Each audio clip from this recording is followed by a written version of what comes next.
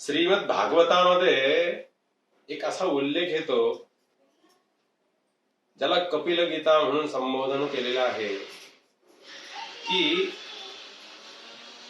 देवहूती मातेला कपिल मुनी सांगत आहेत की आई, हे जे आध्यात्मिक बैठक जी आहे ना, ही आध्यात्मिक बैठक कशी करावी, काय करावं आणि प्रगती कशी करावी, ही खूप ठिकाणी आलेली भगवत भक्तांनी नाना प्रकारच्या ग्रंथांमध्ये आध्यात्मिक बैठक आलेली आहे. आता आपण कशाला म्हणजे आधारभूत धरायचं हे ज्याचे त्याने ठरवायचं आहे. कपिल आणि देवहूतीचा जो संवाद आहे त्याला कपिल गीता असं म्हटलं जातं. आणि 11व्या स्कंदामध्ये श्रीमद भागवताच्याच उद्धव आणि भगवान गोपाल कृष्ण निजधामाला जाण्याच्या पूर्वी आणि उद्धवाने मोठा आग्रह केला की मी तुमच्या बरोबर येतो. भगवान म्हटले नाही. इथे हा जो विषय आहे ना, इथे कुणाच्या ओळखीचा नात्याचा काहीही संबंध शिल्लक राहत नाही. इथे कशाचाही संबंध राहत नाही. एक साधा आणि सोपं सुटसुटीत जर उदाहरण बघितलं ना आपण, तर न्यायाधीश आपल्या ओळखीचे आहेत म्हणून न्याय आपल्या बाजूने मिळेल अशी व्यवस्था न्यायपालिकेत नाही ना. जो पुरावा असेल त्याप्रमाणे तुम्हाला न्याय द्यावा लागतो, नाईलाज असतो तिथे. तो असं म्हणता येत नाही की हा माझ्या जवळचा आहे त्याला आपण आपल्या पद्धतीने न्याय देऊ. तसंच त्याही पेक्षा उलट तिथे तर कुणाकडेच तक्रार करायला जागाच नाहीये. जो पात्र असेल त्यालाच येता येतं बाबा. हा, त्याच्यावरचा उपाय म्हणून मी तुला आता दिव्य ज्ञान देतो. आणि मग 24 गुरूंची माहिती जी आहे, 24 सद्गुरू कसे आहेत किंवा त्या सृष्टीतून आपण काय काय शिकावं, हे जे दिव्य ज्ञान आणि भागवत धर्माचा संपूर्णपणे संवाद जो सांगितला गेलाय ना प्रस्तुत 11 स्कंदामध्ये, त्याला उद्धव गीता असं म्हटलं जातं. एक गीता कुठे सांगितली आहे सगळ्यांना प्रसिद्ध असलेली, ती म्हणजे रणांगणामध्ये सांगितलेली आहे. रणांगणात सांगितली गेली. प्रत्यक्ष भगवान गोपाल कृष्ण आणि अर्जुन यांच्यातला संवाद म्हणजे श्रीमद भगवद्गीता. कपिल मुनी हे देखील अंशात्मक भगवंताचेच अंशावतार. तिथे उद्धवाला सांगितलेली जी गीता आहे ना, ती देखील अतिशय सुंदर अशा प्रकारच्या आणि स्वतः गोपाळ कृष्णाने सांगितलेले. परंतु तिथला प्रसंग भावनिक होता. कुरुक्षेत्रावरचा प्रसंग हा कर्माला प्रधान मानणारा आहे आणि कपिल आणि देवहूतीचा प्रसंग जो आहे तो भक्तीला प्रधान मानणारा आहे. त्यानंतर अतिशय छोट्या स्वरूपामध्ये सांगितलेली गीता आहे गोकर्ण गीता. पद्मपुराणाच्या अंतर्गत श्रीमद भागवत ग्रंथाचं निरूपण करताना किंवा त्याचं महत्व विशद करताना ही सांगितलेली गोकर्ण आणि आत्मदेवाला सांगितलेली जी गीता किंवा जे उद्बोधन केलेलं आहे ना, ते काय आहे तर अतिशय छोट्याशा 4-5 श्लोकामध्ये सांगितलेलं महत्व आहे. हा संसार कसा आहे, असार आहे आणि याच्यावर कुणावर विश्वास ठेवू नये. कोण कुणाचा मुलगा, कोण कुणाचा आणि भाऊ, कोण कुणाचा पती, कोण कुणाची पत्नी, ही जी नाते आहे, ज्ञाती संबंध आहेत, हे सर्व फसवे आहेत. धनक कस्यम सुतक कस्यम. धन कुणाचं, मुलगा कुणाचा, कुणीही कुणाचे नाही. स्वार्थ संपला की सगळे आपल्याला सोडून जाणारे नाते संबंध आहे. आणि म्हणून फक्त एकच उद्दिष्ट डोळ्यापुढे ठेवायचं, धर्मं भजस्व सततं त्यज लोक धर्मान सेवस्व साधु पुरुषांजहि काम तृष्णाम अन्यांश्च गुणदोष नमांश चिंता. दुसऱ्यांच्या गुणांचं आणि दोषांचं चिंतन करण्यापेक्षा आपल्यातले दोष कसे कमी करता येतील एवढं बघा आणि धर्मशील राहण्याचा प्रयत्न करा. साधू संतांची, गोरगरिबांची, रंजल्या गांजल्यांची आपल्याला जी शक्य असेल ती सेवा करण्याचा प्रयत्न करा. सहजपणे जे जे काही करता येईल ते करा, परंतु चुकूनही कोणाची निंदा किंवा दुसऱ्यांचे फार मोठे गुणगान गात बसू नका. बस तुम्हाला तुमचं कैवल्य पण आपोआप प्राप्त होईल. हे सांगणारी गोकर्ण गीता आहे. भगवत भक्तांनो, वालीच्या कक्षेमध्ये असलेली ही सुग्रीवाची पत्नी सोडवली आणि त्यानंतर ते राज्यही त्या सुग्रीवाला परत प्रदान केलंय प्रभूंनी आणि सांगितलंय आपलं काम आहे, सत्य आहे, सीताबाईचा शोध घ्यायचा आहे, सत्य आहे, पण आता तू बऱ्याच दिवसापासून, बऱ्याच वर्षापासून तुझ्या राज्यापासून परागंदा झालेला होतास, तुझ्या संसार सुखापासून परागंदा झालेला होतास. आता काही काळ संसाराचं सुख आणि राज्याचं सुख भोग, नंतर आपण जरा योजना आखून नंतर मग सीतेचा शोध घेऊया, काय असेल ते बघूया आपण पुढे, असं भगवंतानी प्रभू रामचंद्राने सुग्रीवाला सांगितलं होतं. परंतु गंमत असे भगवत भक्तांनो, मनुष्य विषयांचं आणि लौकिक सुख भोगता भोगता आणि आपल्याला दुसरंही काही काम आहे हे विसरून जातो. म्हणून लक्ष्मणाला काही दिवसानंतर राग येतो आणि लक्ष्मण जाऊन सुग्रीवाची जी कान उघडणी करतो ना, रामाचं कार्य हातात घेतलेलं तू सोडून दिलास, विसरून गेलास. आम्हाला पण आठवण करून द्यावी लागते ना कोणीतरी, की तुम्ही कोण आहात, तुम्हाला काय करायचं आहे. आणि ही आठवण करून देणारं जे कोणी असतं ना भगवत भक्त, ते सद्गुरू असतात. सद्गुरू असतात की जे आठवण करून देतात की तुला हा छोटा छोटा व्यापार नाही करायचा, तुला एकदम कस्तुरीचा व्यापार करायचा आहे किंवा दिव्य कैवल्य पद प्राप्त करून घ्यायचं आहे. आणि माझं तसंच झालं म्हणे आहे.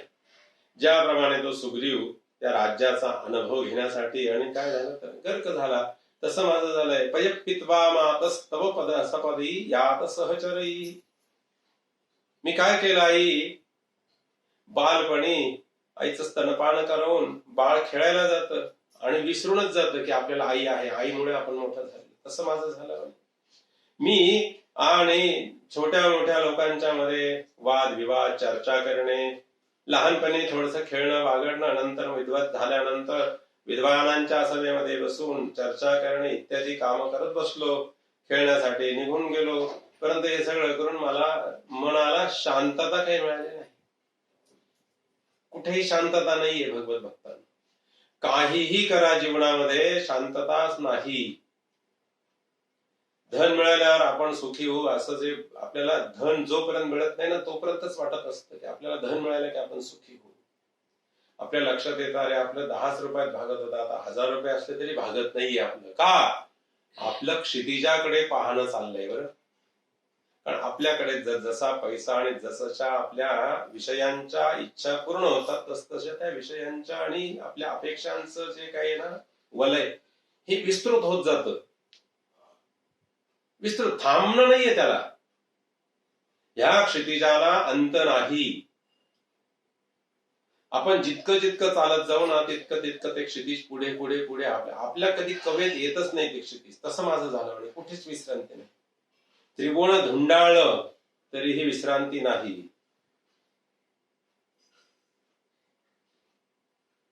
आता आता खात्री झाली की कुठेच विश्रांती नाहीये, तर मग आपण परत आपल्या आईकडेच जाऊया. म्हणून मी आई गंगा मैया तुमच्या चरणाजवळ येण्याला इच्छुक आहे आणि तुमच्याजवळ आलेलो आहे. बस मला आता तुझ्या कुशीमध्ये चिरकाळ निद्रा घ्यायची आहे. बस मला बाकी कुठेच जायचं नाही आहे. खुल्या मित्रांसंगे तव पय पिऊनी झडकरी, पळे मी खेळाया नच मिळत शांती क्षणभरी, तुझ्या तीरोत्संगी जिथ पवन फसी तत्व पसरी, कधीचा मी जागा मज सुचिर तू निद्रित करी. आई आता मी खऱ्या अर्थाने जागा होण्याचा प्रयत्न करतो आहे. आता मला तुझ्या कुशीमध्ये तुझ्याजवळ तुझ्या त्या धामाला नेऊन चिर निद्रा घ्यायची, तिथून हलायचंच नाही एवढीच माझी इच्छा आहे, बाकी काही नको आहे.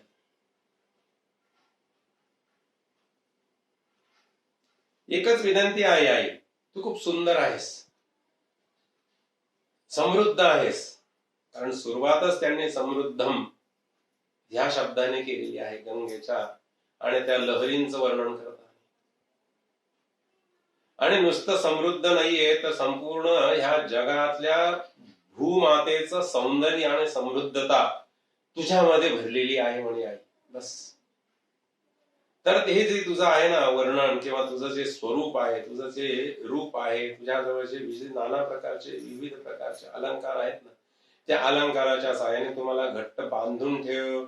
बधांद्रागेव धुडिमरमणीयं परिकरम् किरीटे बालेन्दु नियमय पुनः पन्न गगनैः न कुर्यास्त्वं हेला मितर जनसाधारणतया जगन्नाथस्यायं सुरधुनि समृद्धार समयः. उद्धार माझा करायचा आहे आई, जगन्नाथाचा उद्धार व्हायला पाहिजे आहे. आता जगन्नाथ या नावावर इथं शब्दात कोटी आलेली वर असे भगवत भक्त, जगन्नाथ या नावाची कोटी आलेली आहे. आई तू पहिलं काय करशील माहितीये का, तुला सुंदर सुंदर श्वेत वस्त्र आहे म्हणून भगवत भक्तांनो, गंगेची पूजा करायची असेल तर श्वेत वस्त्र गंगेला समर्पण करावं. बरं, गंगेला सरस्वतीला श्वेत वस्त्र समर्पण करावं. आणि शिवांची उपासना करायची असेल तर श्वेत वस्त्राला महत्व दिले. म्हणून शिवाची उपासना करायची असेल, 16 सोमवार ज्यांना कोणाला करायचे असतात ना, तर ते पांढरी वस्त्र धारण करून बसतात पूजेला. गंगेला सरस्वतीला श्वेत वस्त्र, सुंदर अशा प्रकारचं ते सौंदर्य, आणि त्या ठिकाणी तुझं आहे श्वेत वस्त्र धारण केलेलं आहे म्हणे. आणि कटिभोवती तू कंबरपट्टा बांधलेला आहेस. चंद्राची कोर आपल्या मुकुटामध्ये सर्परज्जूंनी घट्ट आवळलेली आहेस. चंद्राची कोर गंगेच्या आणि मस्त घट्टपणे आवळलेली आहे म्हणून.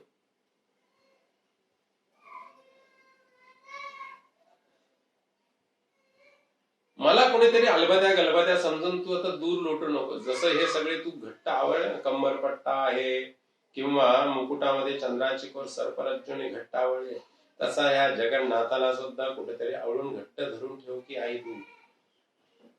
जगातील सर्वात पापी माणसाचा आणि काय करायचं आहे तर तू या ठिकाणी अंगीकार कर आई. भगवत भक्तांनो, संस्कृत भाषा जी आहे ना, संस्कृत भाषेला खूप समृद्धता आहे. एका शब्दाचे एकापेक्षा जास्त अर्थ निघतात संस्कृत भाषेमध्ये. एका शब्दाचे खूप अर्थ निघतात. जगन्नाथ या शब्दाचे अर्थ भिन्न भिन्न निघतात. जगन्नाथ या शब्दाचा अर्थ एका दृष्टीने जर काढला तर जगातील सर्वात पापी मनुष्य असाही निघतो. आणि जगन्नाथ ह्या शब्दाचा अर्थ असाही नसतो, जो जगाचा नाथ आहे तो जगन्नाथ. नाथ आहे, बाकी त्याच्या विना जग हे अनाथ आहे. जसं आज ह्या शब्दाचा अर्थ जो आहे ना, अज म्हणजे माया, अज म्हणजे ब्रह्म, असं हे अर्थ निघतो. ठीक, आपण देवाला किंवा त्या परमात्म तत्वाला आणि काय आणि उपमा दिलेली, अजन्मा, अक्षर. अज म्हणजे काय, अज म्हणजे ब्रह्म पण अर्थ निघतो, आणि अज म्हणजे माया हाही अर्थ निघतो. पण अजामिळ ह्या शब्दाचे दोन अर्थ होतात. सुरुवातीला तो मायेमध्ये प्रचुर झालेला आहे, कारण का तर एका वेश्येबरोबर, दासीबरोबर आणि सुंदर विहार करण्यामध्ये मग्न आहे. परंतु जेव्हा डोळे उघडले तेव्हा तो मायेला सोडून, त्या दासीला सोडून परब्रह्माला आणि चिंतन करण्यामध्ये आणि त्या ठिकाणी गर्क झाला. आणि त्यावेळेस सुरुवातीला ती दासी ती सुंदरी मद्यपान करायचं, तिच्याबरोबर विहार करायचा, ही सगळी लक्षणं होती अजामिळाच्या मनात. आणि त्याच्यापूर्वीच जर आयुष्य बघितलं तर षटकर्म करणं, रोज न चुकता स्नान संध्या, आणि रोज 2-5 घरी माधुकरी मागणे, आणि त्या ठिकाणी ते माधुकरी मागितल्यानंतर त्याचं अन्न पक्व करणे, मग पंचमहायज्ञ करणे, भूतयज्ञ करणे, मनुष्य यज्ञ करणे, आणि हे सगळं करत होता. आणि उरलेलं मग अतिथीचा हा यज्ञ झाला, मनुष्य यज्ञ, त्यानंतर उरलेलं अन्न ग्रहण करत होता. ही सगळी षटकर्म करत होता. यजन याजन करत होता, षटकर्म करणारा अचानक एकदा येता येता त्याच्या नजरेस काय पडलं आणि काय बिघडलं त्याचं, की तो एका शूद्र स्त्री बरोबर मद्यपान करून दिवसभर त्याच्याच नादाला लागून चूर चूर माया चूर झाला होता. जेव्हा मृत्यूचा समय येण्याच्या आधी काही सत्संग घडला, साधू संत आले आणि त्यांनी सांगितलं की आम्हाला दक्षिणा हवी. म्हणे काय दक्षिणा हवी? तो म्हणला दक्षिणा वगैरे माझ्याकडे काही नाही वगैरे. तो म्हणला ठीक आहे. आणि दक्षिणा म्हणून हे करा ना की तुझी जी पत्नी आता, त्यांना काय माहिती ही त्याची पत्नी आहे की दुसरी कोणी स्त्री आहे. म्हणे हिला जे मूल होईल ना, आता ती गरोदर होती ना, आणि म्हणे हिला जे मूल होईल त्याचं नाव नारायण ठेवा, एवढीच आम्हाला भिक्षा घाला, बाकी काही नको. आणि त्या नारायणाला 8 वर्ष झाले जन्मानंतरचे, आणि त्यावेळी याला मृत्यूचा समय जवळ आला आणि यांनी जीवाच्या आकांताने यमदूत आलेले बघितले, नारायण म्हणून हाका मारली. नारायण नाव हाका मारल्यानंतर जे मूळ नारायण नाव ज्या भगवान नारायण विष्णूंचं आहे ना, त्यांचे दूत विष्णूंनी पाठवले आणि ह्या यमदूतांचा आणि त्यांचा जो संवाद झाला त्याच्यामुळे आता तो एकदम जागा झाला, खाडकन जागा झाला. अरे मी काय करत होतो. आणि मग त्यानंतर त्याने काय केलं, श्रीकृष्ण गोविंद हरे मुरारे, हे नाथ नारायण वासुदेव, श्रीकृष्ण गोविंद हरे मुरारे, हे नाथ नारायण वासुदेव. एवढंच भजन करून आणि तो काय झालेला आहे तर सुंदर प्रकारे भगवंतमय अजामिळ, अजामिळ या शब्दाचे जसे 2 अर्थ होतात त्याप्रमाणे जगन्नाथ या शब्दाचे सुद्धा 2 अर्थ होतात. त्याच्यासाठी संस्कृतचा खूप सूक्ष्म अभ्यास करायला हवाय आपल्याला. तर आपण फक्त आत्ता गरज कशाची तेवढं बघावं आणि पुढे निघूया. जगन्नाथ या शब्दावर कोटी आहे, म्हणून समृद्ध भाषा कुठली आहे? संस्कृत, गिरवाण भाषा, सगळ्या श्रीमंत भाषा. एकापेक्षा जास्ती अर्थ निघतात. आपण जिला खूप मोठी भाषा समजतो आज सध्या,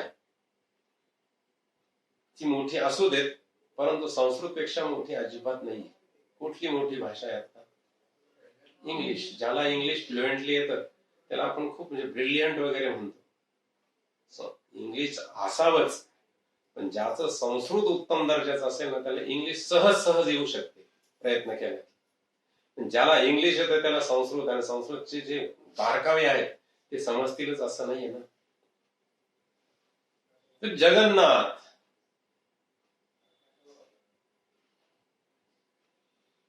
कटी बांधी आधी वर्यावरी वेगे परिकरा, ललाटी संरक्षी दृढ उरगबंधे शशधरा, नकी जे त्वाहेला इतर जनसादृश्च दुर्णी, जगन्नाथाचा हा गती समय सांभाळी जननी.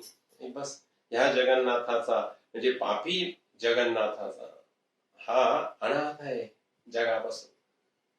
जगा अनाथ, जगापासून अनाथ झालाय, कुणी त्याला स्वीकारत नाही. जगन्नाथ हा संपूर्ण जगाचा जो नाथ आहे, असा दोन्ही अर्थ होतात या शब्दाचे भगवत भक्तांनो.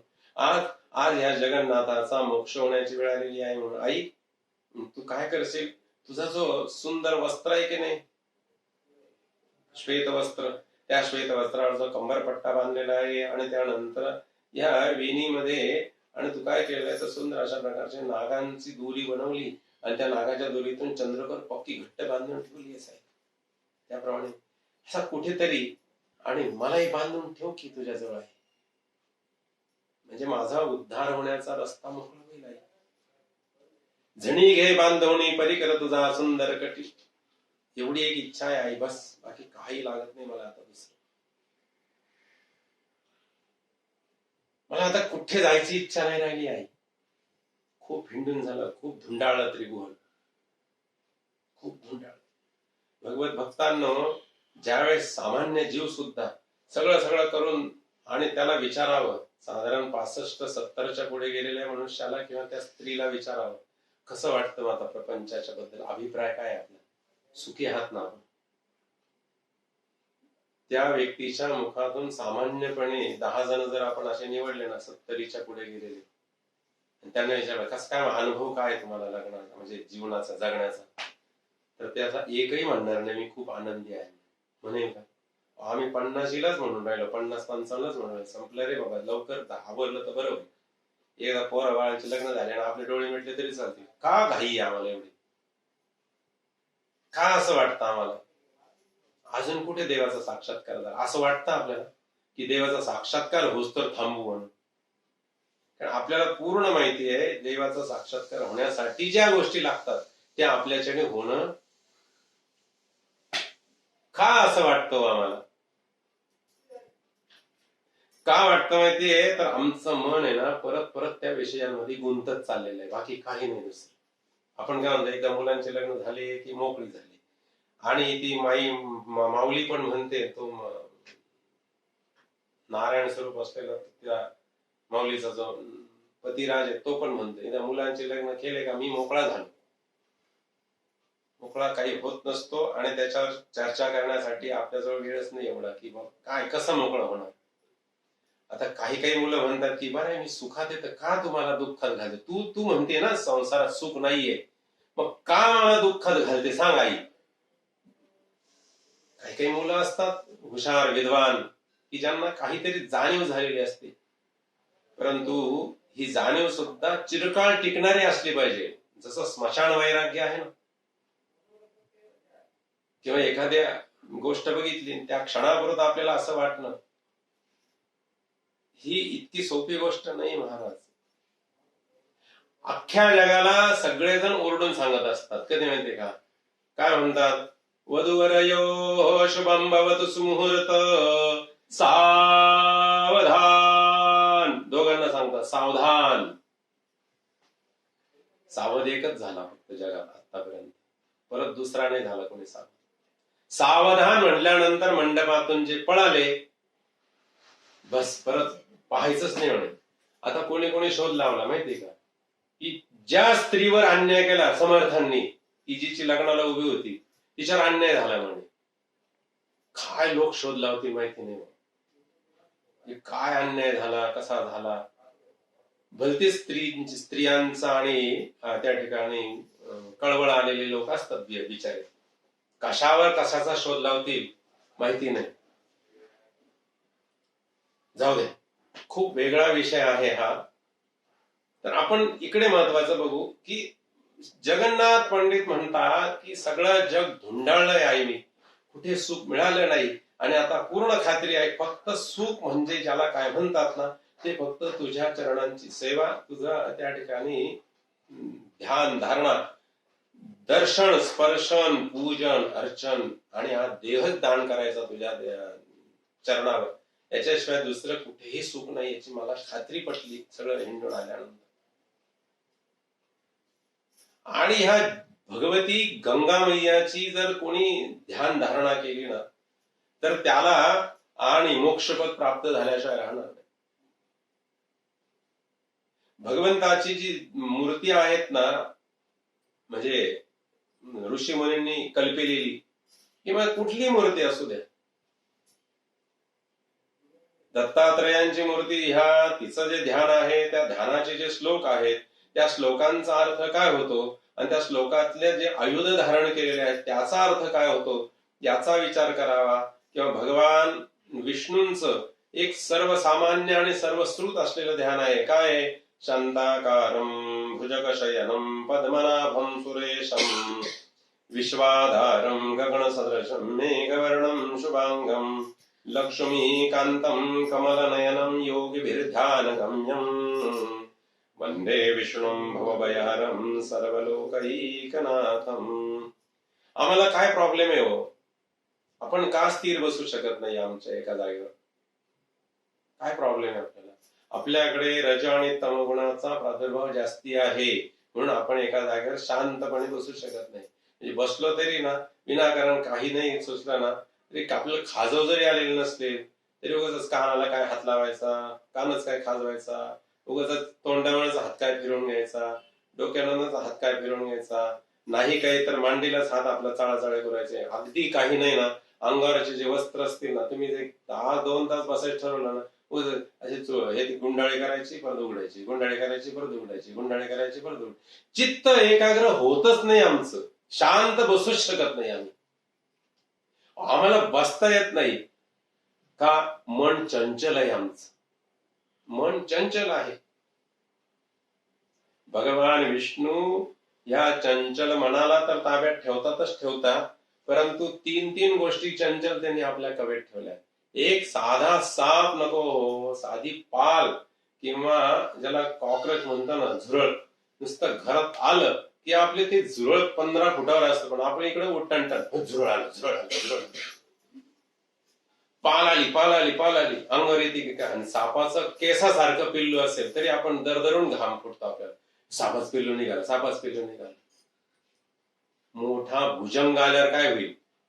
ज्याचे चिंचोक्यासारखे डोळे आहेत, अंगावर लहान बाळासारखं जावळाची लव आहे, हे आपल्याला कधी पाहायलाच नाही मिळालेली जनावर.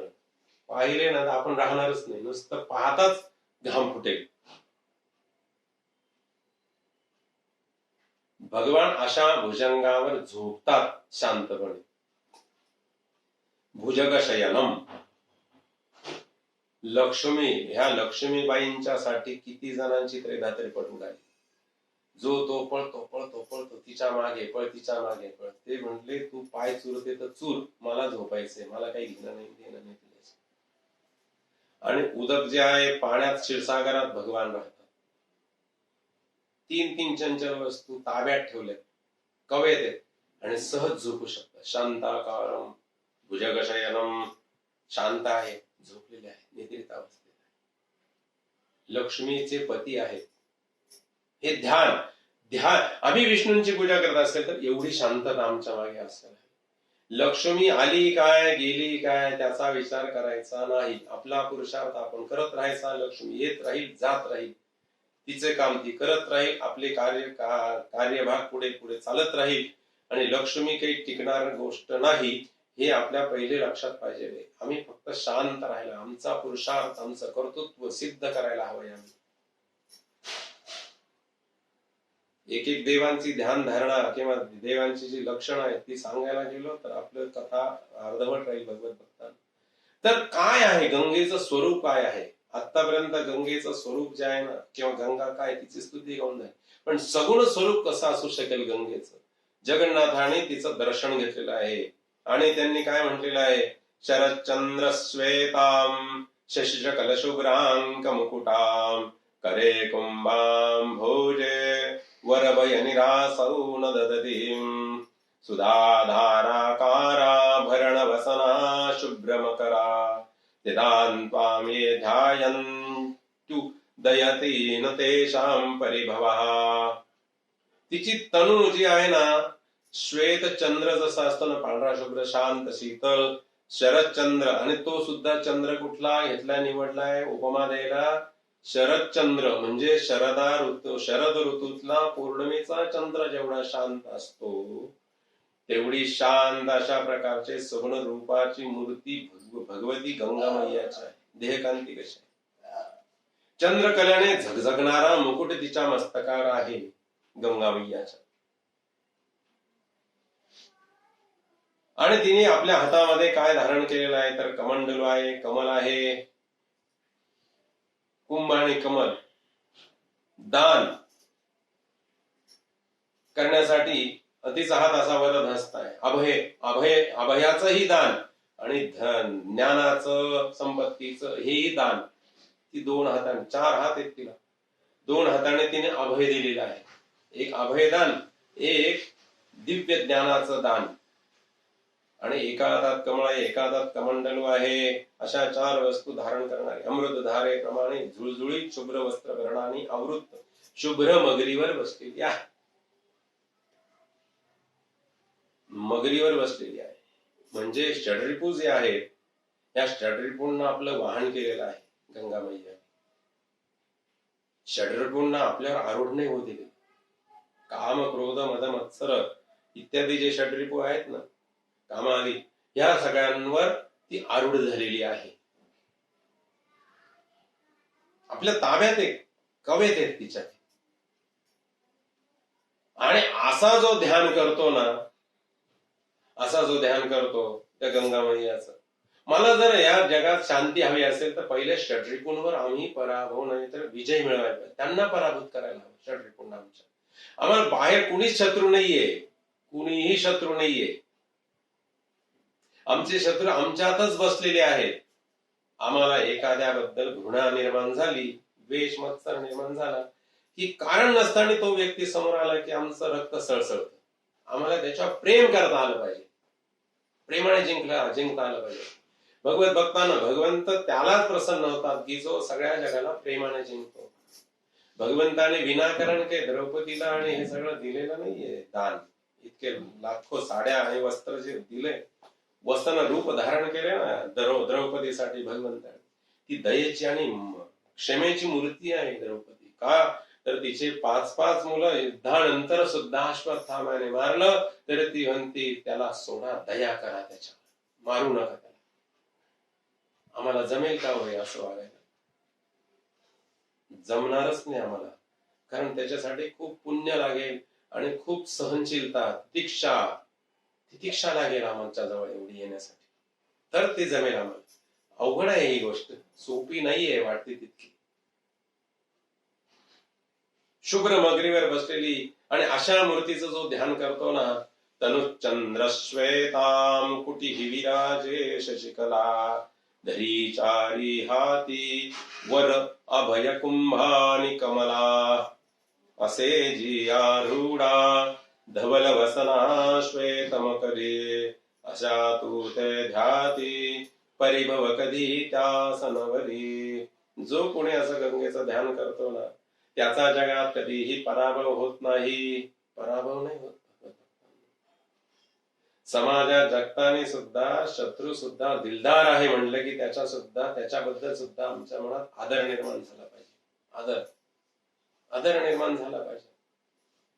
आपल्या शत्रू पक्षातील जरी असेल तर त्याचं सुद्धा सन्मानाने वागवण्याची ताकद आमच्यामध्ये निर्माण झालेली पाहिजे. आणि फक्त भगवंताची सेवा केल्यावरच होऊ शकते. भगवंताची सेवा करणं म्हणजे याचा त्याचा तिरस्कार करणं नाहीये.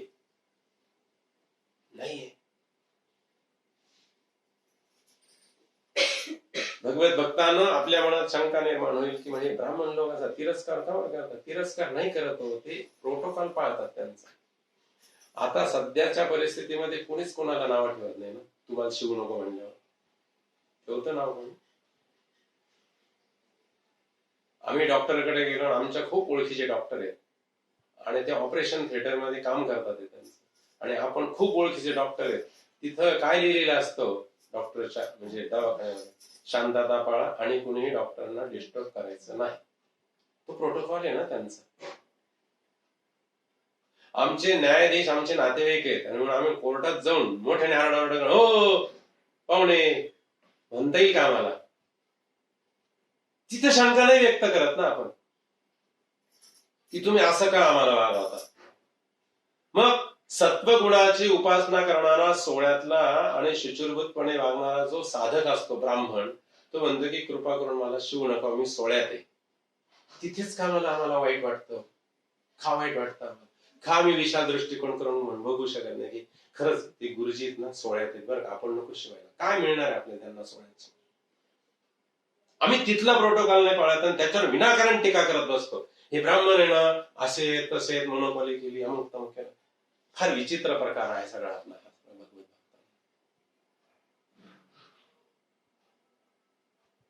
जो देवाचं ध्यान समर्पित एकदम सखोलपणे करेल तो कधीच कुणाची निंदा करत नाही, कधीच कुणाला तिरस्कार करत नाही, काहीच करत नाही. काय सांगा. परंतु गंमत अशी आहे की काही वेळेस चुकून आहे ना एखाद्याला एखादी गोष्ट समजून सांगताना समोरच्याला जर त्याचा नीट अर्थ समजला नाही, उमगला नाही, तर त्याचा काय करतो तर विपरीत अर्थ काढतो आणि विपरीत अर्थ काढून समजायच्या ऐवजी गैरसमज करतो आणि मग तो तिथून पुढे तसाच चालत राहतो प्रकार सगळा की हे असं आहे ते तसं आहे वगैरे वगैरे वगैरे. हे ध्यान जो कोणी करेल नाही त्याचा जगात कधीच पराभवच होऊ शकत नाही असं त्या ठिकाणी जगन्नाथ पंडितांनी अंतर्मुख होऊन गंगेचं हे प्रगट रूप धारण करून सांगितलं की बस याच्यापेक्षा दुसरं काय नाही.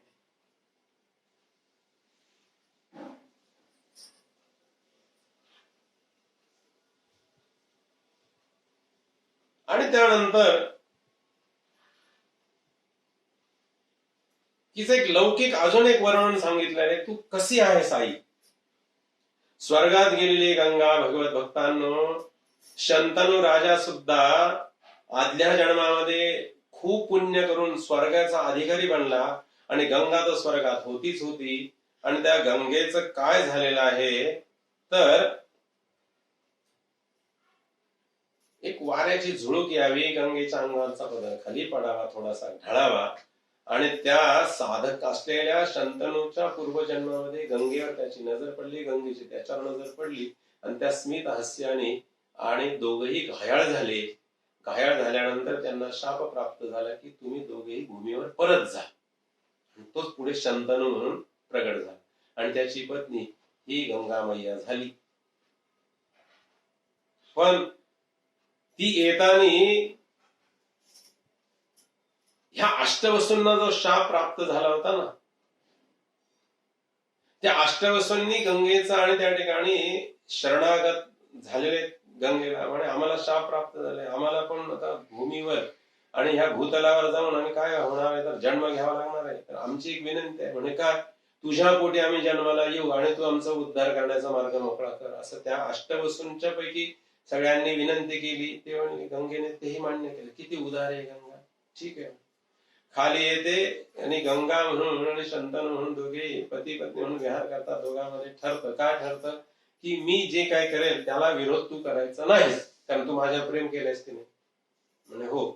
आणि त्याप्रमाणे एक एक एक एक त्या वसूंना सोडलं आणि मुक्त केले. तसा आई ह्या सगळ्या शापांपासून सगळ्या जीवांना मुक्त करणारी अशी तू गंगा आहेस. मूळ स्वरूपच तुझं ते आहे. कसं आहे मूळ स्वरूप. दरस्मित सुमल्ल सदत वदन कांती पुरामृतये भवद्वलन भरजितान निशमोर्जयंती नरान चिदेकमय चिद्रिका चय चमदकृति तन्वते करोतु वंशन्तो सपति शंतनो रंगणा. जिच्या वदन कांतीच्या मधुरमंद हास्यास्मताने काय झालेलं आहे तर भवज्वलने पोळल्यास नीत देत ती शांती, ते शांत देत शांती करते ती. अशी मंदस्मित हास्य करणारी मृदुस्मिताने फुललेल्या स्वतःच्या मुखाच्या कांतीरूपी अमृताने जी संसारातून संसाररूपी अग्नीने पोळलेल्या आणि भेदरलेल्या जीवांना मुक्त करते, सतत ताप संताप हरण करते, अशा चैतन्यरूपी चांदनाच्या सर्व चमत्काराची प्रकट करते अशी ती शंतनूची पत्नी गंगा ह्या माझ्या तनूचं माझं रक्षण करू देत. माझ्या तनूचं रक्षण करू देत.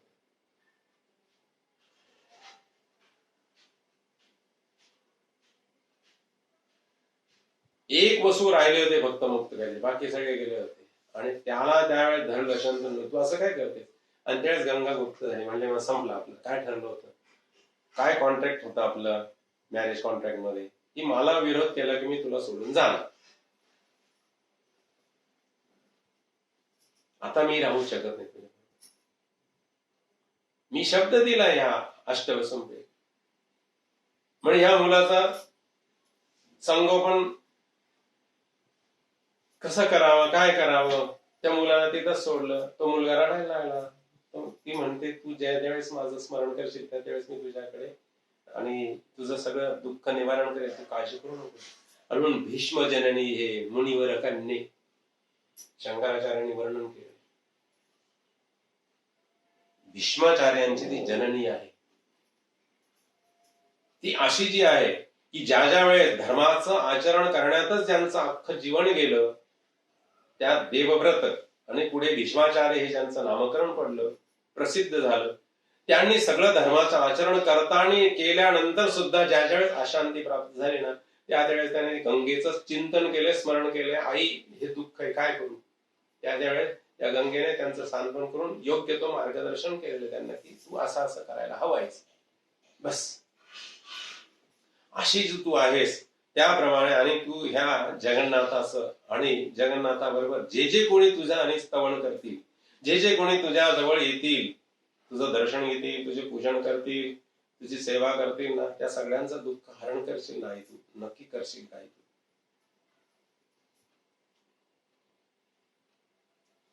ह्या माझ्या भवरोग हरणाच्या बाबतीत मंत्रमुखे झालेत गायी, मंत्रमुखे झालेत माझा भवरोग हरण करण्याच्यासाठी. काही शिल्लकच राहिले नाही. अमृतांचा जीव गळून गेलाय माझं दुःख दूर करण्यासाठी. फक्त तूच एक आहेस की ती माझे ताप संताप दूर करू शकतेस आई. मंत्रैर्मिलितमौषधैर्मुकुलितं त्रस्तं सुराणां गणैः स्रस्तं सान्द्रसदार विदलितं गारुत्मतैर्गाग्रावभिः वीचिक्षालितकालियाहितपदे स्वर्लोककल्लोलिनी त्वं तापं तिरयाय धुना मम भवत् ज्वालावळीडात्मनः. आई, माझं दुःख दूर करण्यासाठी सगळ्या प्रकारचे मंत्र तंत्र जे आहेत ना ते त्यांनी मौन धरले आहे. सगळे संकोच झालेले आहेत. महा औषधींचा, अमृतासारख्या औषधींना संकोच वाटू लागले की नाही करू शकत आम्ही जगन्नाथाचं दुःख दूर. कुणातच ताकद शिल्लक राहिलेली नाही आई. फक्त काय करायचंय तर फक्त तू ठरवलं तर माझा उद्धार होऊ शकतो, बाकी काही नाही. सगळे रस्ते बंद झालेत आई माझ्यासाठी. हे स्वर्गंगे, माझ्या भवरोग हरणाच्या बाबतीत मंत्र मुखी झालेले. मंत्र मिलितम औषधैर्मुकुलितं त्रस्तं सुराणां गणैः. सगळे देवांचे गण आणि देव आणि त्यांचे मंत्र हे सगळे आता संपलेत, त्यांची ताकद संपली म्हणे माझं दुःख दूर करण्यासाठी. औषधांनी आपला प्रभाव मिटवून घेतलाय खरं आई, काहीच चालत नाही माझ्यावर औषध वगैरे काहीच. सारे देव भयभीत झालेत. ह्या दुःखी जीवाचं दुःख दूर करेल कोण?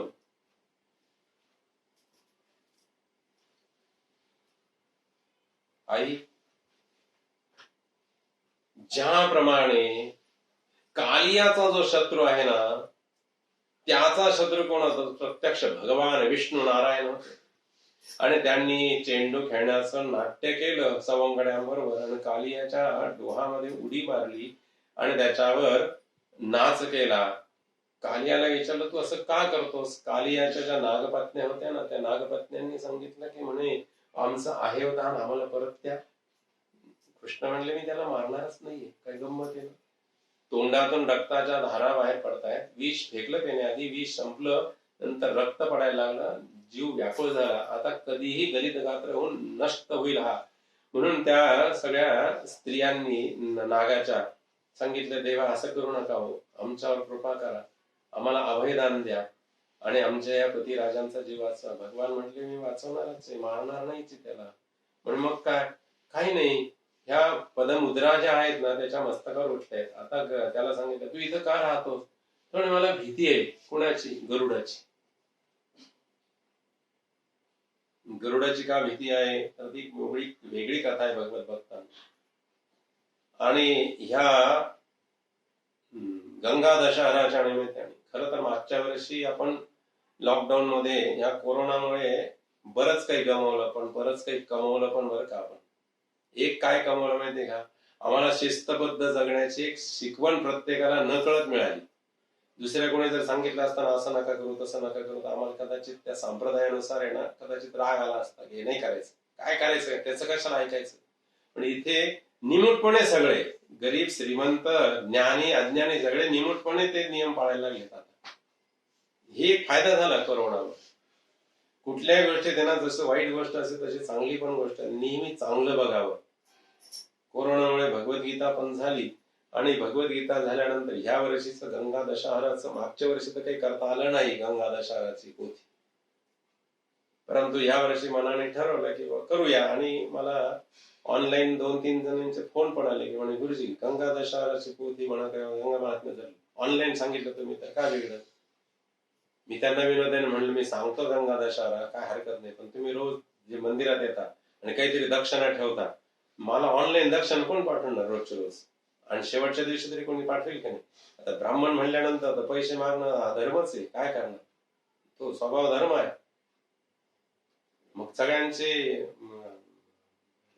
वाणी जे ना आपोआप मौन व्हायला लागले. म्हणजे ते आहे म्हणे म्हटलं मग करू ना. साईंनी मला सांगितलं की म्हणजे गुरुजी तुम्ही ते केलं का नाही अजून. म्हणलं काय रे. ते म्हणे तुम्ही ते लिंक करायचं ना मोबाईल आणि ते तुमचं फोन पे गुगल पे करा ना म्हणे तुम्ही. म्हटलं नाही बाबा मला नाही अजून जमलं. त्याला म्हटलं तू करून दे. तो पण म्हटलं मी करतो करतो पण करतो करतो म्हणता म्हणता महिना होत आला आपल्याला. असो. तर महत्वाचा मुद्दा काय, तर मला काही कारणाने आपलं कोपरगाव सोडून दुसरीकडे 5-7 दिवस जावं लागलं मुलाकडे. मला प्रश्न पडला की आपण ह्या वर्षी संकल्प केला की गंगा महात्म्य सांगायचं, परंतु मुलगा म्हणला काहीच काळजी करू नका, माझ्याकडे ऑनलाईनची सगळी व्यवस्था आहे, तुम्ही इथून गंगा महात्म्य सांगा. आणि ते सांगितल्यानंतर तो म्हटला की बाबा तुम्ही मग असं करा ना, भागवत पण तुम्ही थोडं थोडं करून 7 दिवसात संपवायची, महिन्यात संपवा. भागवताची पण कथा रोज अर्धा तास 1 तास सांगून सांगून तुम्ही महिना लागू, 2 महिने लागू, 3. आणि ही संकल्पना मागच्या वर्षीच्या अधिकात साहिलनी माझ्या कानावर घातली की गुरुजी तुम्ही 7च दिवसात संपवायचं असं का तुम्ही धरता. ते रोज 15 मिनिटं अर्धा तास छोट्या छोट्या गोष्टी सांगून आणि तुम्ही भागवताचा असा लोकांमध्ये प्रचार जास्ती विस्तृतपणे करू शकता. करू आपण. तर ही कृष्णाची जी लीला आहे ना भगवत भक्तांनो, एक एक लीलेला आपल्याला एक एक दिवसाचा वर्ग सुद्धा पूर्ण नाही, एवढ्या विस्तृत कथा आहेत त्या. तर भगवंताने गरुडाला विचारलं तू इथे का आलास. म्हणे मला ह्या कालियाला विचारलं तू इथे का. तर म्हणे मला भीती नाही म्हणे येते. म्हणे का. यमुनेमध्ये भीती नाही का. यमुना हे भक्तीचं किरण, भक्तीत वैर नसतं. जिथं वैर नसतं तीच भक्ती आहे. जिथे भजन पण चालतात पण वैर पण चालतो ते भजनच नाहीये, ते गायन आहे, ते भजन नाही. गायनाची कला आहे ती मन रिझवण्यासाठी अर्धा पाऊण तास. तुमचं पिक्चरचे गाणे म्हणायचे ऐवजी देवाचे गाणे म्हणायचे. गाणे म्हणणं ते भजन नाही. भजन त्याच वेळेस होईल की जिथं वैरभाव समूळ नष्ट झालेला असेल आमचा, कुणाच्याच बद्दल वैरभाव नसेल आमच्या मनात.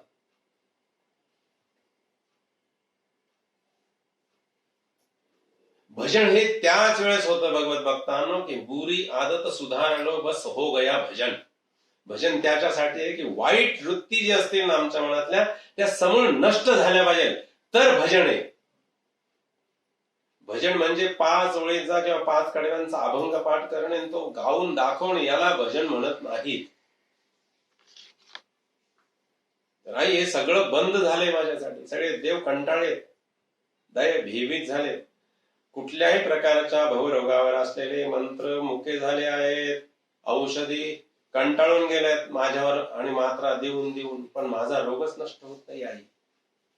जो कालियाचा शत्रू विष्णू आणि त्याने ज्यावेळेस पायांचे ठसे उठवले आणि गरुडाला विचारलं तू इथे का आलास. म्हणे ह्या कालियाला विचारलं तू इथे का आलास. म्हणे मला गरुडाची भीती आहे. गरुडाची का भीती होती. गरुडाचा आणि सर्पजातीचा एक ठराव ठरला होता. काय ठरला होता की तुम्ही हे गरुड काय कर, गरुडाचं खाद्य काय आहे तर गरुडाचं खाद्य सर्प, आणि तो कधी येत कधी डल्ला टाकायचा. ते म्हणे असं नको, तुम्ही असं ठरवून घ्या, तुमचं एक ठराविक मुद्दे मला करासारखा आम्ही तुम्हाला देत जाऊ आणि मग तुम्ही आम्हाला विनाकारण त्रास द्या. गरुड म्हणलं चालेल. आणि असा कद्रुपुत्र जो हा कालिया जो आहे ना, त्याच्यावर ज्यावेळेस वेळ आली ना तर सगळ्या लोकांनी थोडा थोडा भाग दिला. म्हणे तुझा भाग दे आणि तू नेऊन देते गरुडा. यांनी काय केलं, सगळ्यांनी गोळा केलेलं स्वतःच खाल्लं, आपला भाग तर दिलाच नाही. त्यांनी आलेलं पण स्वतःच गडप केलं. आणि मग गरुडाला आला राग, गरुड त्याच्या मागे धावला. गरुड धावता धावता धावता हा म्हणला आता जाऊ कुठे. कालिया म्हणलं. आणि तो म्हणला यमुनेच्या डोहात जाऊया. आता यमुनेच्या डोहात भीती नाहीये म्हणे मला. का तर आपण 2 दिवसापूर्वी बघितलं ना, सौभरी नावाचे ऋषी जे आहेत, सौभरी नावाचे पाण्यामध्ये बसून साधना करतात आणि तिथं गरुड आला आणि गरुडाने त्या माशा, भूक लागली होती, कालिया मिळत नव्हता म्हणून तो मासे खायला लागला. गरुड भूक भागवण्यासाठी जलचर 2 मासे खाऊया तेवढ्यापुरती तरी आपली भूक शमेल, जेव्हा कालिया मिळेल तेव्हा बघू. सौभरी मुनींनी त्याला शाप दिला होता, गरुड राजा आता परत जर तू यमुनेच्या तीरावर परत फिरकशील तर तुला आणि या यमुनेच्या डोहावर मी शाप देतो, तुझी हे जे शक्ती आहे ती गलित गात्र होईल म्हणे. का तर हा मासा तू माझ्या समोर खाल्ला आहेस, तुला माहितीये का हा मासा कोण आहे. अरे भगवंतानी जे अवतार घेतले ना, 10वा अवतार जो घेतला ना भगवंतानी, म्हणजे भागवताचा आधार घेतला तर बरं का, आणि लोकांमध्ये रूढ असलेले जे अवतार आहेत त्यातला पहिला अवतार कुठला आहे भगवत भक्तांना, भगवंताचा मत्स्य अवतार, माशाचा अवतार पहिला आहे. भागवताचा आधार घेतला तर 10वा अवतार भगवंताचा मत्स्य अवतार आहे. आणि देवाने त्या मीन रूपामध्ये अवतार धारण केला होता. म्हणून ते देवाला तू खातोस, ज्याचं तू सेवा करतोस त्याला तू खाणार आहेस. तुला मी शाप देतो म्हणे, तू परत जर ह्या ठिकाणी आलास तर म्हणून मी इथं बसलो होतो. असं काय म्हणजे तुला भीती गरुडाची आहे? हो म्हणे, जा आता माझ्या पदचिन्हांचे खुणा तुझ्या मस्तकावर उठलेले आहेत. आता तुला गरुड मारणार नाही तर नमस्कार कर, जा उठ म्हणे. वैरभाव संपवला होता. पूर्वी कालियाचा शत्रू जो भगवान कृष्ण, त्याने नृत्य करून त्यातला वैरभाव संपवला आणि कालियाला मारलं नाही गरुडाने इथून पुढे. आणि त्याचंच प्रतीक म्हणून आजही आम्ही नाग दिसला, नागावर आपण काय म्हणतो, दहाचा फणा दिसला का? नाही, दहाचा फणा नाही. भगवंताच्या कोमल कोमल पायांचे ते ठसे आहेत, लहान बाळाचे ठसे. आणि नागावरच्या फण्यावरचे जे आपण ज्याला 10 आकडा म्हणतो, ते नाजूक नाजूक पावलांच्या छटा. आणि वर जे दिसणार आहे ना, ते बारीक बारीक अंगुली आहेत भगवंताच्या, त्याचं प्रतिकात्मक. म्हणून त्या नागाला आजही आपण पूजतो बरं, मारत नाही. तस आता त्या भगवान विष्णूंचे पाय रक्ताने माखले, म्हणजेच ते दूषण लागलं ना त्याला. ते पाय ज्या जलात धुतले ना, जगन्नाथांचा भाव असा आहे की ते जल म्हणजे गंगाजल होत आहे. मग त्यांचं जे काही दोष लागला असेल यत्किंचित रक्ताचा, स्पर्शाचा, तो तू धुतलास. माझ्यासारख्या आणि पामर जीवाचं पाप व्हायला तुला असे किती कष्ट पडणार आहेत आईस? या भवाग्नीच्या ज्वालांनी पोळलेला माझाही ताप शांत करत आहे. मंत्रा मौन पडे महौषधि गती संकोचला देवही त्रस्तस्त सुदान साख्य गरुड ग्रावाधके भीमही हे मंदाकी निकालयास दमिता धूसी पदा त्याचिया आता तू भवना गदंश जनिता तापा हरी माझिया. आणि अशा प्रकारे जगन्नाथ पंडितांनी गंगेची अशी स्तुती गायली की म्हणे, आई माझा तू आता उद्धार कर, बाकी काय आता मी जास्त सांगत नाही. आणि भगवत भक्तांनो, त्या 52 पायऱ्यापैकी 50 पायऱ्यापर्यंत गंगामाई वर आलेली, किती डोळ्याच्या अगदी टप्प्यात आलेले बस. आणि मग गंगेला परत एकदा आणि नमस्कार केला आणि तिची स्तुती गातात. तू काय काय केले साई? द्यूते नागेंद्र कृती प्रमत गण मणिश्रेणी नंदींदु मुख्यम सर्वस्व मारयित्वा स्वमत पुरदवी द्राक्पणिकर्तु कामे साकूतं महिमवत्या मृदलहसितया वीक्षिताया स्तवाम्बो व्यालोलिसा लोलासि वल्गल हरिनट घटितांडवन्न पुन्हा तू.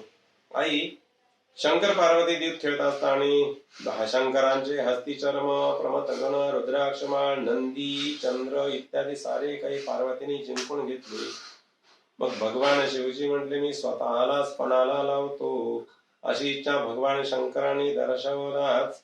आणि अजून पार्वती म्हणते की अजून एक वस्तू आहे की तुमच्याकडे, तुम्ही स्वतःला का पणाला लावता लगेच? म्हणे, काय ग माझ्याकडे? तुमच्याजवळ गंगा आहे ना मस्त का अजून स्थित, काहीच ठेवलं नव्हतं पार्वतीने. शंकरांचं एक एक करून सगळं जिंकून घेतलं. म्हणे, गंगा आहे की अजून? ती लावा की म्हणे.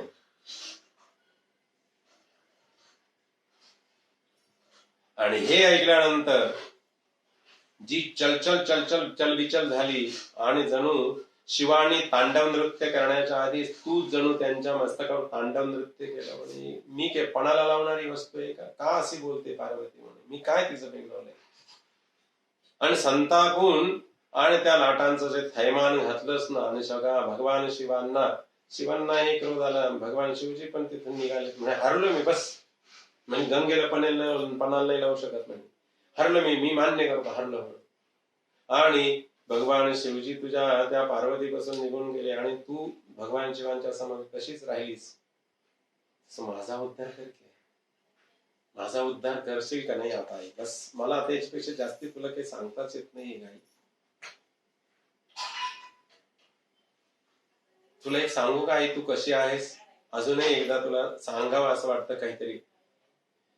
विभूषितानंग रिपुत्तमांगा सद्य कृता निगजनाधिगंगा मनोहरतुंग चलतरंगा गंगा ममांगान्यमलिक करोतु. आई एकच सांगतो, मदन रिपू शिवांचं उत्तमांग भूषण करणारी. मदनाचा पराभव भगवान शिवांनी केला, मदनाचा पराभव भगवान कृष्णाने केला आणि ह्या कामदेवाचा पराभव या दोघांनी केला. आणि त्यांना, आणि तू काय केलेला आहेस, अनेकांच्या दुःखांचा त्वरित नाश करणारी. आणि तू जटेच्या स्वरूपात जटेच्या मध्ये वास्तव्य करून त्यांच्या समवेत सदा सर्व काळ राहत होती आणि भगवान विष्णूंच्या चरणकमलामध्ये तुझं वास्तव्य आहे. काय गंमत आहे, एकाच्या डोक्यामध्ये वास्तव्य आहे, एकाच्या चरणामध्ये वास्तव्य आहे तुझं आई. हरीच्या चरणामध्ये वास्तव्य, तर शिवांच्या जटेमध्ये वास्तव्य करणारी अशी तू अतिशय पुनीत आणि अतिशय पवित्र असलेली गंगा मैया, माझा उद्धार कर की गाई, माझा अंग निर्मळ करशील ना गाई. मला याच्यापेक्षा जास्तीच आता काही बोलताच येत नाही आहे तुझ्या पुढे. आणि अंतिम नमस्कार हा 52 श्लोकांचा नमस्कार केला आणि गंगा 52 पायऱ्या चढून आता पायऱ्या संपलेल्या आहेत. आता जगन्नाथ जिथे निश्चित पडलेले होते ना, निश्चित पडले, त्यांना जास्ती हालचाल करता येत नव्हती, तिथपर्यंत गंगेचा प्रवाह पुढे वर सरकलेला आहे. आता कोणत्याही क्षणाला जगन्नाथांची खात्री झाली की बस आली आई आता जवळ माझ्या, आता मी आईच्या मांडीत चाललो, आईच्या मांडीत चाललोय, आईच्या कुशीत चाललोय, बस झालं, माझं जीवन सार्थक झालं. जगन्नाथांनी त्या गंगेला अंतिम नमस्कार केला आणि जणू आता गंगा मैया स्वतः आई जशी बाळाला घेते ना, त्याप्रमाणे तिने तिच्या ह्या धारांनी, प्रवाहाने आणि सगळीकडून वेढलेलं आहे जगन्नाथांना. आणि आता ती एक लाट अशी मध्ये जाणार आणि त्याच्यावर जगन्नाथ जाणार याची जगन्नाथांना पूर्ण खात्री पडली. बस झालं माझं जीवन पूर्ण झालं. आणि म्हणून त्यांनी अंतिम नमस्कार करून सांगितलेलं आहे, अरे जो कोणी ह्या गंगेच्या लहरींचं स्मरण करेल, चिंतन करेल, श्रवण करेल, पठण करेल, त्याच्यावर गंगामाई नक्की कृपा करेल. म्हणून अंतिम चरणामध्ये जगाला दाखला देताना सांग, अरे मी चाललो रे, आईने घेतलंय मला जवळ, सगळं पाप धुतलंय माझं आईने. ही जी मी आईला प्रार्थना केली होती ना, त्या सगळ्यांचा परिणाम म्हणून आईने आता ठरवलंय की बस, आईने तिची उक्ती पूर्ण केली आहे की कुपुत्रो जायेत क्वचित अपि कुमाता न भवेत्. आईने तिचं व्रत पूर्ण केलं. मुलगा कितीही दुष्ट असेल तर आईचं वात्सल्य कधीही कमी होत नाही. बघा रे, टाहो पुढून सांगतो मी, जो कोणी या गंगा लहरींचं स्मरण करेल, चिंतन करेल, वाचन करेल, पठण करेल, त्याच्यावर ही गंगामाई नक्की कृपा करेल. इमाम पीयूष लहरीं जगन्नाथेन निर्मितां यः पठेत् तस्य सर्वत्र जायन्ते सुख संपदः. लहरी अमृताची ही जगन्नाथ कविकृता, जो पठे त्याची सर्वत्र होतील सुख संपदा. जगन्नाथाने ही रचलेली जी 52 श्लोकांची जी गंगा लहरी नावाचे छान स्तोत्र आहे ना, छानस, हे जो कोणी श्रवण करेल, पठण करेल, चिंतन करेल, मनन करेल, त्याच्यावर ह्या भगवती गंगेची कृपा होईलच होईल, शिवांची कृपा होईल आणि त्यांना सर्वत्र सुख संपत्ती याचा लाभ होईल आणि अंतिम आपल्याला मुक्तिपदही प्राप्त होण्याचा अधिकार प्राप्त होईल. अशा प्रकारे ही गंगा लहरी आपण बघता बघता भगवंताच्या आणि गंगामाईच्या कृपेने कधी सुरू झाली म्हणता म्हणता म्हणता आज सांगतेला कळसाकडे गेलेली आहे. ही झालेली सेवा, ही सेवा करत असताना माझ्याकडून जर काही त्रुटी राहिल्या असतील, एखादा शब्द वेडावाकडा निघाला असेल, कोणाचं मन दुखवलं असेल, तर मोठ्या मनाने ह्या सगळ्यांनी आणि त्या ठिकाणी श्रवण करणाऱ्यांना सगळ्यांनी ती क्षमा करायची आहे मला. आणि मला असा आशीर्वाद द्यायचा आहे की अजूनही माझ्या हातून अशीच ही जोपर्यंत ही सुविधा आहे उपलब्ध, कदाचित ही कायमची सुविधा आहे असं म्हणूया आपण, ही ऑनलाईनची सुविधा म्हणजे जी आहे ती, आणि त्याद्वारे नाना प्रकारचे स्तोत्र, नाना प्रकारच्या उपासना आपण करत राहू.